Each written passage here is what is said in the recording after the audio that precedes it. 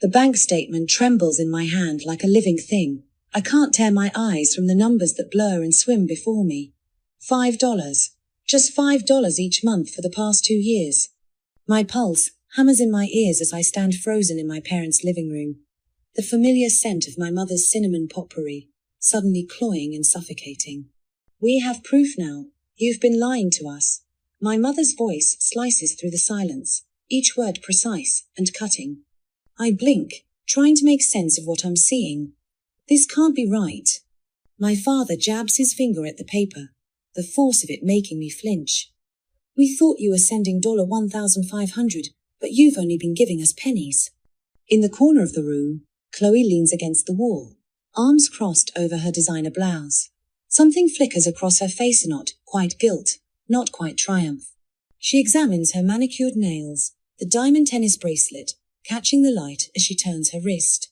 I don't understand, I whisper, but a cold realization is already seeping into my bones. The memory of midnight shifts at the warehouse hits me with physical force. For 2 years, I've been working overnight at Meridian Food Distribution, managing inventory while the rest of the world sleeps. The fluorescent lights burning my eyes, the constant ache in my lower back, the protein bars I choke down during 10-minute breaks because there's no time for real meals. And weekends, God, the weekends driving for that delivery service I hate. Smiling at strangers who never look me in the eye while I place their groceries on their porches. All to scrape together that $1,500 each month. I've been sending the money. My voice shakes, but I force the words out. Every month, for years. My mother scoffs. The sound so familiar it makes my chest ache. The same dismissive noise she made when I got that scholarship in high school, the one that wasn't quite enough, that still left me needing loans and 3 part-time jobs to make it through college. Don't lie to us, we can see the transactions. She gestures to the statement like it's irrefutable evidence of my betrayal. I was 12 when they converted my bedroom into Chloe's creative space. She needed room for her dance equipment, they explained. The couch became my bed for the next 6 years. My homework spread across the coffee table each night, gathered up before anyone else woke. You owe us $30,000 in back payments, my father announces, arms folded across his chest. The same posture he took when I asked for help with college tuition. We need to save for Chloe's future, he'd said. She has real potential. I look to Chloe now, seeking what? Shock? Confusion. But she glances away, suddenly fascinated by something outside the window. And that's when I know. It was her idea, 2 years ago. Let's each send them $1,500 per month to show appreciation, she'd suggested over brunch. They've done so much for us. Her eyes wide, sincere. I'd nodded, squeezed my budget tighter, picked up that second job. And every month since, I've transferred the money to the account she provided. It's easier this way, she'd insisted. I'll make sure they get it. Something hardens inside me, like concrete setting.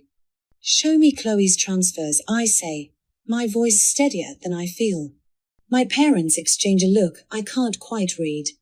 Chloe's been supporting us more than enough, my mother says, her tone shifting to the soft, protective one she reserves exclusively for my sister. I straighten my shoulders, feeling something unfamiliar, the shape of my spine, when it's not bent under the weight of everyone else's expectations. Show me her transfers, right now. Rachel, my father warns, but I'm already reaching for my phone. I need to check something, I say, pulling up my banking app. Chloe suddenly pushes off from the wall.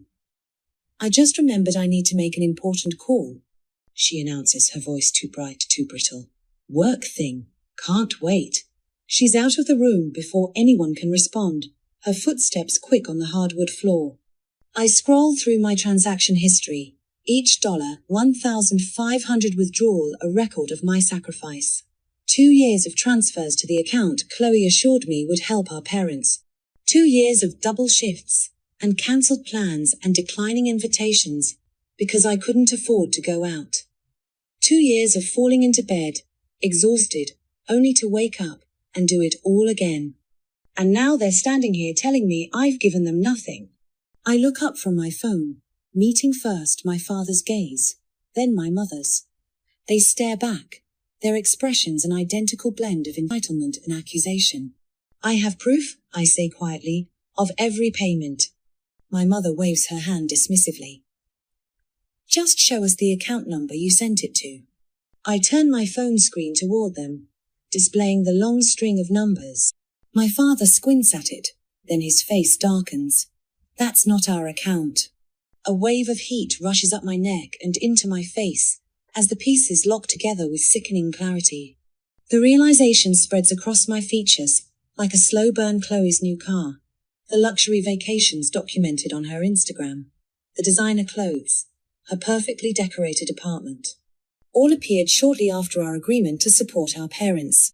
Outside I hear the rumble of Chloe's luxury SUV starting up, the one she bought last year. A great deal I couldn't pass up, she'd explained. With my money. What would you do if you discovered your family had been accusing you of financial neglect while someone else was stealing the money you sacrificed everything to provide? As the engine of Chloe's car fades into the distance, I already know my next move will shake the foundation of my family's comfortable existence. I burst through the front door, my heart hammering against my ribs as I scan the driveway. Chloe's SUV is still there, engine idling. She's hunched over the steering wheel, furiously typing on her phone. My legs carry me forward with a strength I didn't know I possessed. Chloe! I slap my palm against her driver's side window. The bank statements on my phone screen illuminate my face in the gathering dusk. She jumps, dropping her phone into her lap.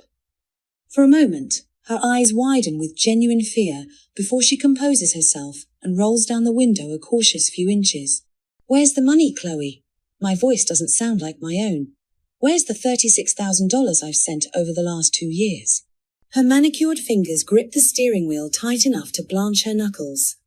Rachel, you're being ridiculous. But her voice wavers, the confidence slipping. I shove my phone through the window gap. Look at these transfers, every month. $1,500 to the account number you gave me. I screw the transaction history. A digital record of my sacrifice, the same account number you said would help our parents. Something cracks in her perfect facade. Her shoulders slump, the designer sunglasses perched on her head sliding forward slightly. I needed it for my influencer career, she whispers, not meeting my eyes. The clothes, the trips though. You know how expensive it is to keep up appearances. Nobody follows someone who wears the same outfit twice.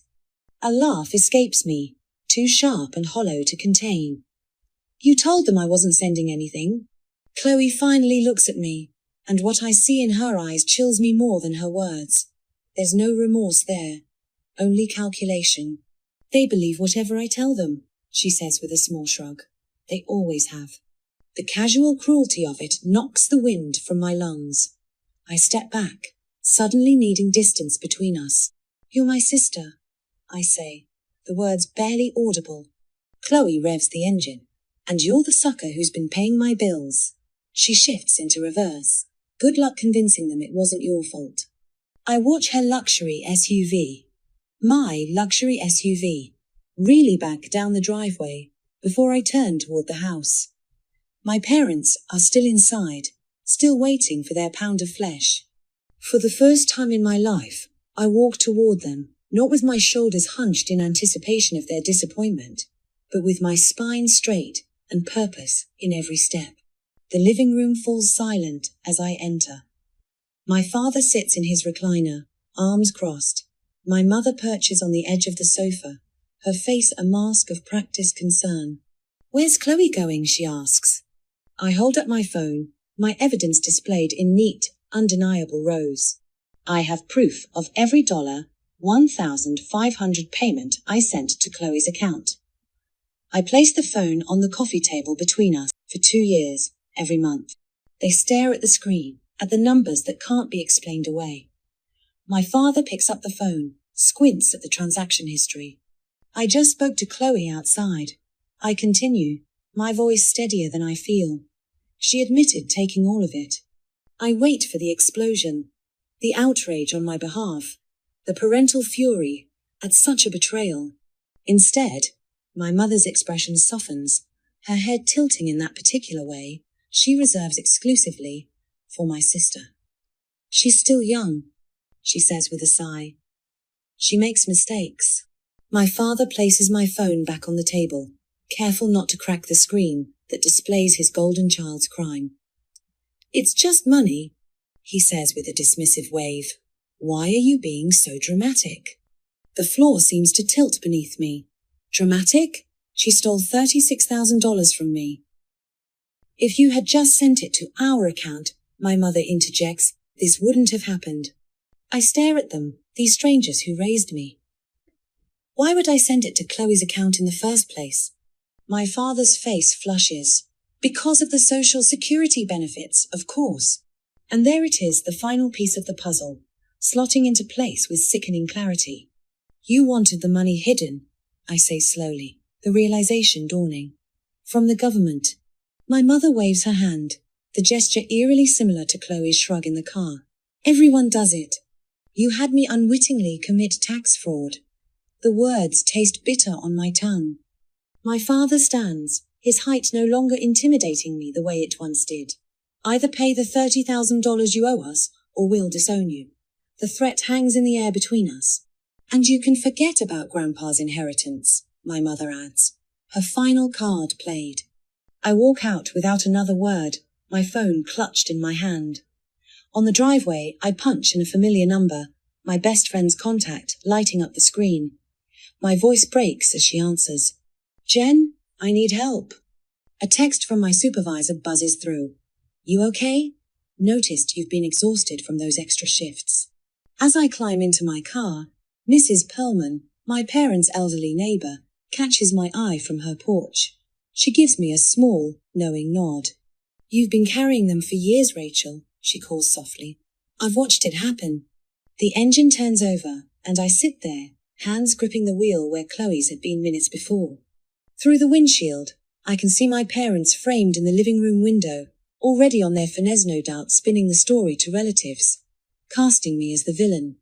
For the first time, I don't care what story they tell. Their power over me evaporates with each second that passes, like morning dew under a strengthening sun. Family loyalty, or self-respect, which would you choose? I sit at the edge of a decision that will redefine my entire future. But my family has one more devastating card to play. I stare at my phone screen, the fifth voicemail from my mother in 3 days. Her voice wavers with practiced emotion. After all we've done for you, Rachel, how could you abandon your family like this? My thumb hovers over the delete button, but I save it instead. Evidence. That's what Marissa, my new therapist, suggested I collect. So far, I have 17 voice messages, 32 texts, and 6 missed calls from relatives I haven't spoken to in years. Dad has been busy. My phone buzzes with a notification. Chloe has posted on Instagram again. A soft focused selfie, her eyes glistening with unshed tears. The caption reads, "Sometimes the most toxic people are the ones you've given everything to." I screenshot it, add it to my growing digital folder labeled Family Response, and block her account. 3 days ago, I compiled every bank statement from the past 2 years. Each $1,500 payment highlighted in yellow, a timeline of my sacrifice. I spread them across my kitchen table, took photos from every angle. Then I forwarded everything to the financial advisor I met yesterday. In my professional opinion, he said, leaning forward in his leather chair, you've been manipulated into a tax evasion scheme. Your parents were receiving unreported income through your sister. I wasn't surprised, but hearing it spoken aloud made my stomach clench. What should I do? I asked. Document everything, distance yourself financially, and consider whether you want to consult a lawyer. He slid a business card across his desk. This woman specializes in financial abuse cases. The card sits on my countertop now, next to the brochure from last night's support group for adult children of manipulative parents. 6 strangers sitting in folding chairs, nodding as I spoke. Validation from people who understand without explanation. My phone rings. Unknown number. Rachel? It's Janet, your mother's friend. Her voice drips with concern. Your parents told me what's happening. They're devastated, honey. They just want to talk. I press my back against the kitchen counter, feeling the cool edge against my spine. Did they tell you Chloe stole $36,000 from me? A pause. Well, they said there was some confusion about the money, but… No confusion. Theft. My voice sounds strange and my ears steady firm. And now they're demanding I pay them $30,000 more. Family is complicated, Rachel. But they're still your parents. I thank her for her concern, and end the call. Another name for my documentation list. 3 hours later, I pull into the restaurant parking lot. Neutral territory, I'd insisted. Not their house, where every room holds memories of my invisible childhood. My parents' silver sedan already waits in the corner spot, exactly where they always park far enough from other cars to avoid dawdings. Some habits never change. Chloe sits at the table with them, her golden hair swept into an elegant updo. They've positioned her between them, a united front. 3 menus untouched. They've waited for me. How considerate. Rachel. My father nods as I slide into the empty chair. We're glad you agreed to meet. My mother reaches across the table, stopping short of touching my hand when I don't extend it. We just want to work this out, sweetheart. I notice the manila folder beside my father's water glass. What's that? He clears his throat, straightens his tie's boardroom habit. We've been thinking about how to resolve this situation. My mother jumps in. We know you're upset about the misunderstanding with Chloe, but…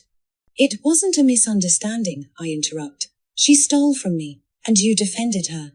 Chloe, at least, has the decency to study her napkin.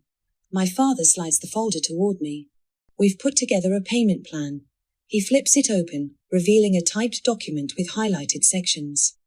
For the $30,000 you still owe us, plus continuing the monthly $1,500 going forward. I stare at the paper. Neat columns detail a 5-year plan to extract money from me, after I've already given them 2 years of double shifts and missed opportunities. This seems fair, my mother adds when I remain silent. We're not asking for everything at once. How generous. Behind them, a waiter delivers food to another table. The scent of garlic and butter wafts over. My stomach growls I forgot to eat lunch again. A habit, from all those months of cutting expenses to afford the payments. I place my fingertips on the edge of the document and slowly slide it back across the table. The paper makes a soft whisper against the tablecloth. No. The word hangs between us, simple and complete. My father blinks. What do you mean no? I mean no. I push my chair back and stand, looking down at them for the first time I can remember. I'm not paying you anything. Rachel Elizabeth Parker. My father's voice drops an octave, the tone he used when I was a child, and dared to disobey. Do you understand what you're doing? I tuck my purse strap over my shoulder. Perfectly. My mother's eyes widen, her hand flying to her throat, fingers grasping for the pearl necklace she always touches when upset. After everything we've done for you? The sacrifices we've made? What sacrifices, Mom? Name one. The silence stretches between us. I've supported you for years, I continue, my voice steady. I worked 2 jobs while Chloe spent my money on designer clothes and luxury vacations. Chloe's head snaps up. That's not fair. I needed nothing. I cut her off. You needed nothing from me. You took everything. My father's face darkens. Your grandfather would be ashamed of you right now. The words are meant to cut deep, to slice into the one familial relationship I cherished. Instead, they clarify everything. Grandpa taught me to stand up for myself.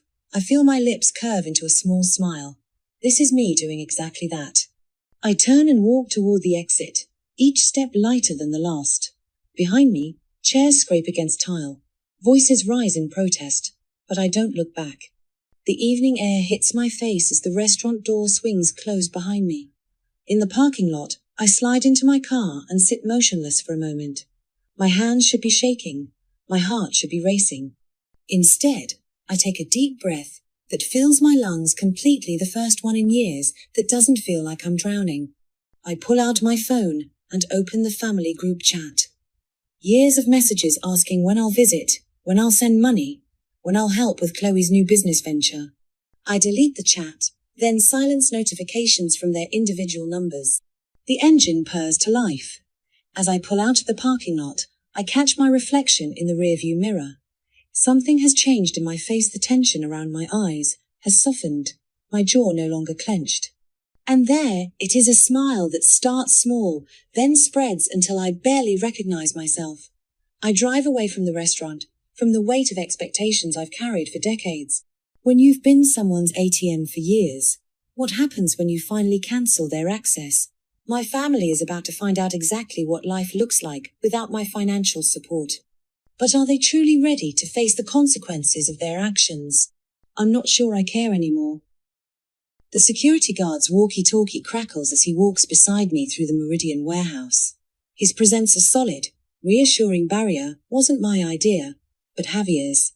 My supervisor noticed my pale face when I mentioned my parents might stop by. Your folks don't just stop by places, Rachel, he had said, dark eyes knowing. Not after what you told me. Now, the guard's boots echo against the concrete floor as we round a corner, and I see them, my mother's spine ramrod straight, my father's arms crossed, both stationed by the reception desk like sentries. That's them, I murmur. The receptionist catches my eye, relief washing over her face. They've been here 20 minutes, she mouths silently. My mother spots me first. Rachel, finally, we've been waiting forever. This is a place of business, I say, my voice steadier than I expected. Not somewhere you can just show up. We wouldn't have to if you'd answer your phone. My father's voice booms, drawing stares from passing co-workers. The security guard steps forward. Sir, I need you to lower your voice. Who's this? My father's eyebrows shoot up. You need protection from your own parents now? Mr. and Mrs. Parker, the guard says. Your daughter has requested that any family discussions happen off company property. I can escort you to the visitor parking lot. My mother's face contorts. We raised you better than this. I have a meeting in 5 minutes. The lie slides easily from my lips. And this isn't appropriate. Nothing about your behavior is appropriate, my father hisses. Our lawyer will be contacting you about the money you owe us. The word lawyer sends a cold shiver through me, but I keep my expression neutral. 3 weeks ago, it would have worked. The mere suggestion of legal action would have sent me scrambling to fix things, to smooth everything over. But that was before I knew the truth. I'll look forward to his call, I say, then nod to the guard. Please escort my parents out. I turn and walk away, the weight of their stares burning between my shoulder blades. The lawyer's letter sits on my kitchen counter, its official letterhead gleaming under the fluorescent light. I've read it 7 times, each paragraph more ridiculous than the last. The phrases jump out at me. Emotional distress, elder financial abuse, oral contract, and the most absurd, $30,000 in compensatory damages. My phone buzzes. Another relative, this time my mother's cousin in Phoenix. I answer with the same script I've used all week. This is between my parents and me. I appreciate your concern, but please respect that boundary. Her response is predictable. Family doesn't set boundaries, Rachel. Family helps each other. Goodbye, Aunt Linda. I hang up before she can continue. My laptop screen flickers with a notification. Chloe has posted again. Despite my better judgment, I click. Her face fills the screen, carefully crafted tears glistening. Behind her, I can see the luxury apartment I helped pay for. When someone you've supported your whole life just abandons you. Her voice breaks perfectly on cue. The betrayal is unbearable. I slam the laptop shut and reach for my phone, navigating to her profile. My thumb hovers over the block button for just a second before pressing down firmly. Done. The text arrives during my lunch break. Mortgage payment due notice. Your father says it's your fault. It's from a number I don't recognize, but the message is clear. They're escalating. Beside me, Annika pushes half her sandwich toward me. Eat, she orders. You've lost weight. I'm fine, I say automatically. Liar. She nudges the sandwich closer. Mark has started a rotation schedule, by the way. Someone from our team will walk with you to your car every night until this blows over. The knot in my throat threatens to choke me. You guys don't have to. We want to. She cuts me off. Nobody messes with our ops manager. My phone buzzes again. A text from an unknown number. Chloe's card got declined at Nordstrom. Full meltdown in the store. Video all over Twitter. Is this what you wanted? What's that look? Annika asks. Nothing, I say, but can't help a small smile forming. Just consequences finally happening. My therapist's office smells like lavender and old books. Dr. Mehta watches me over her glasses as I pace. My father called yesterday. Just kept repeating temporary financial assistance, like it was a magic spell that would make me forget everything. And how did you respond? Her voice is calm, neutral. I told him I could recommend a financial advisor. The memory brings a surprising rush of pride. Then my mother called an hour later saying she wants to fix our relationship. Dr. Mehta nods. And how do you feel about that? Like it's the first time she's acknowledged we have a relationship beyond my bank account. I stop pacing, sinking into the chair across from her. But it's too late. They're only reaching out because they need something. You're making extraordinary progress, Rachel. She leans forward slightly. Setting boundaries with family is one of the hardest things we can do. It doesn't feel like progress. It feels like, I search for the word, selfishness. Is it selfish for a person who's been underwater to finally come up for air? I consider this, thinking of the dinner I have planned tonight. My first date in over a year, with someone who asked 0 questions when I mentioned difficult family dynamics. Just nodded and said, I get it. My boundaries are important to me too. My co-workers set up a buffer zone at work, I tell her. And my friend Maya offered her spare room if things get too intense. You've created a support network of people who respect you, Dr. Mehta says. That's not selfishness, that's self-preservation. In the grocery store, I freeze mid-aisle. 2 aisles over, my parents' voices carry arguing about money. If you hadn't spent the Crestview funds on Chloe's ridiculous business expenses. My mother's voice rises. Don't start with me, Linda. This is your fault for letting her get away with. I abandon my cart, slipping out the side entrance, heart hammering. In my car, I catch sight of myself in the rearview mirror and realize I'm not panicking. I'm calm. Almost. Relieved. My phone pings with a message from a blocked number that somehow got through. I've always seen how they treated you. This is Aunt Sarah. If you need someone who understands, I'm here. When the bank of Rachel closes forever, her family faces a reality they never prepared for. But as they struggle, I'm thriving in ways I never imagined possible. The weight on my shoulders lessens with each passing day, each enforced boundary, each moment I choose myself.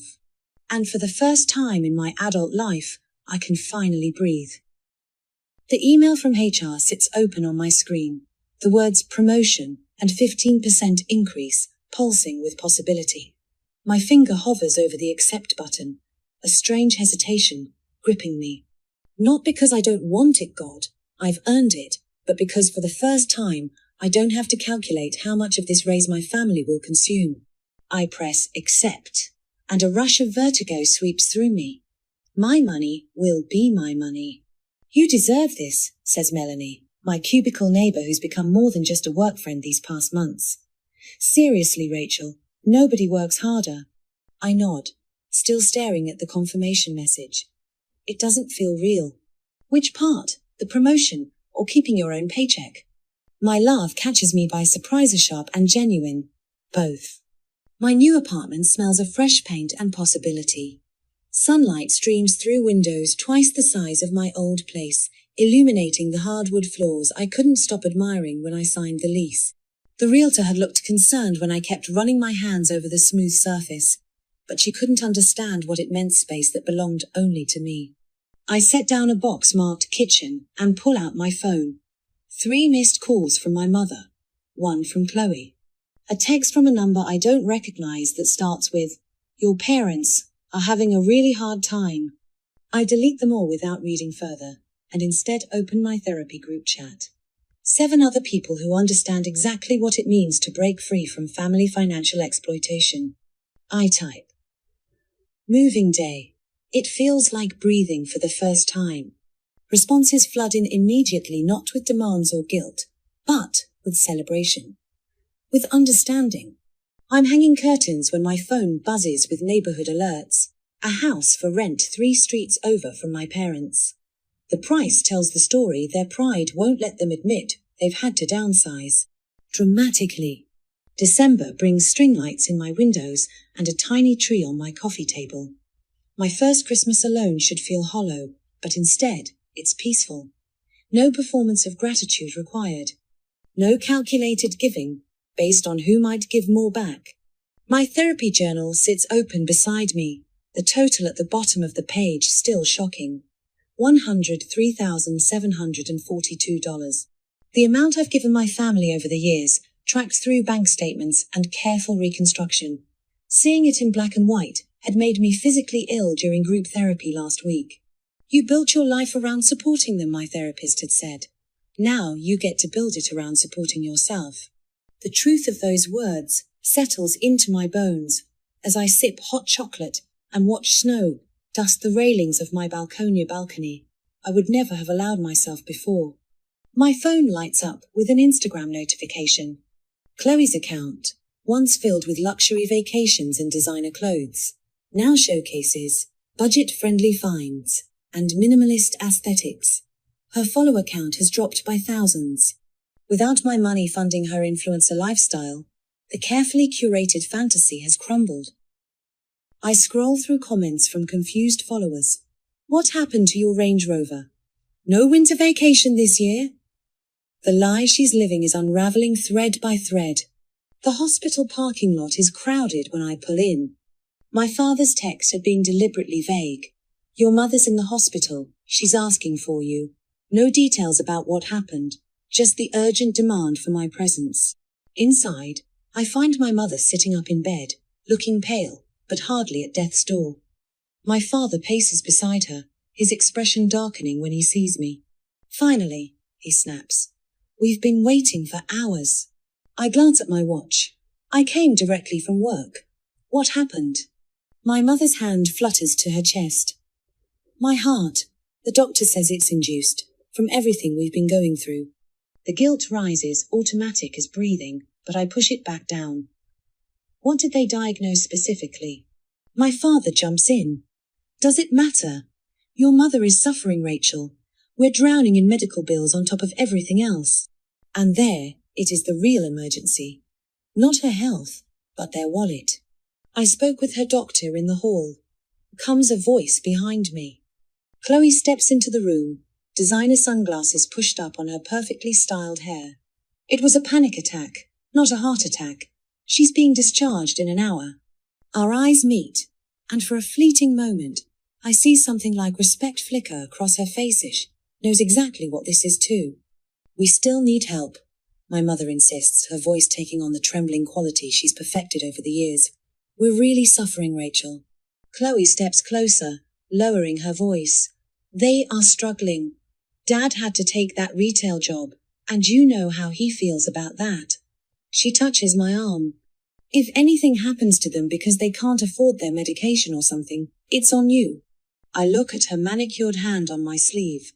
At the same bracelet she wore the day I discovered her theft. She's still wearing my sacrifice on her wrist. I can recommend a great financial counselor, I say, my voice steady. The one who helped me figure out how to recover from supporting all of you for years. My mother's face hardens. That's your response? Paperwork? You have the money, Chloe erupts, mask slipping. Why won't you help them? I meet her gaze directly. The same reason you spend $36,000 of my money on yourself. The silence that follows feels cleansing. I wish you all the best, I say, picking up my purse. I really do. I walk out of the hospital room, my steps lighter than when I entered. Behind me, I hear Chloe call my name once, but the sound fades as the door swings shut. Outside, snow has begun to fall, transforming the parking lot into something new and clean. I tilt my face up to feel the cold flakes against my skin, each one a tiny reminder that the weight I've carried for years is no longer mine to bear. What happens when the golden child, and parents who always took, suddenly have to stand on their own? As I build my best life, my family faces the consequences of years of exploitation. But is this truly the end of their story? Or is there one last twist ahead? The corner office catches the afternoon light, turning everything golden. I trace my finger along the edge of my new desk real cherry wood. Not the particle board I'd convinced myself was good enough for years. Family photos line the credenza, but not the faces most would expect. Kendra from accounting with her arm, slung over my shoulder at the company retreat. Marcus and his husband at their wedding, where I gave a toast that made everyone cry. My hiking group at Summit, faces flushed with accomplishment. Not a single blood relative among them. My chosen family. Rachel? My assistant pokes her head in. Your 3 o'clock cancelled, so you're free until tomorrow's budget meeting. I smile genuinely. Thanks, Ava. An early weekend. 1 year ago, this would have meant picking up an extra shift at the warehouse, or logging more delivery hours. Now, it means Alex and I can make our dinner reservation at that new bistro, maybe catch a movie after. He texted earlier, can't wait to see you tonight. Proud of everything you've accomplished this year. I run my thumb over my phone screen, still not quite believing someone can love me for who I am, rather than what I provide. Dr. Meyer's words from our final therapy session last week echo in my mind. You've done the work, Rachel. You've reclaimed your worth outside of what you give to others. The support group meets tomorrow people with stories like mine, who found themselves emptied by family that treated them like ATMs. Now I mentor the newcomers, watching understanding dawn in their eyes when I say, your worth isn't measured by how much you give them. My journal sits open on my desk, today's entry beside one from exactly a year ago. The contrast is startling. Then, exhausted. Second job today. Mom called again about money, can't sleep. Now, realized today I hadn't thought about them in weeks. Breathed easier when I noticed that. Yesterday, Diane from marketing hovered in my doorway, twisting her wedding ring. My brothers expect me to bail them out again, she whispered. 5th time this year. I didn't offer money. Instead, I shared my therapist's contact information, a financial literacy workshop flyer, and the name of the boundary setting book that became my Bible. You can love them without bankrupting yourself, I told her. The words I wish someone had said to me years earlier. The letter from Chloe arrived 3 months ago. Working retail now, she wrote, finding herself. Parents downsized to a condo, adjusting to a simpler lifestyle. No apologies, just information, and a barely disguised hint about reconnecting. I never replied. The absence of guilt surprised me most. The crushing weight I'd carried for so long, suddenly gone. My phone buzzes. Mother. After a year of declining her calls, the sight of her name no longer accelerates my pulse. I tap decline without hesitation, sending a text instead. I wish you well, but my boundaries remain. Simple, direct, complete. Alex texts that he's downstairs. Friends are gathering at the restaurant celebration for my promotion. I grab my jacket, leaving the office without checking emails one last time or worrying about weekend work.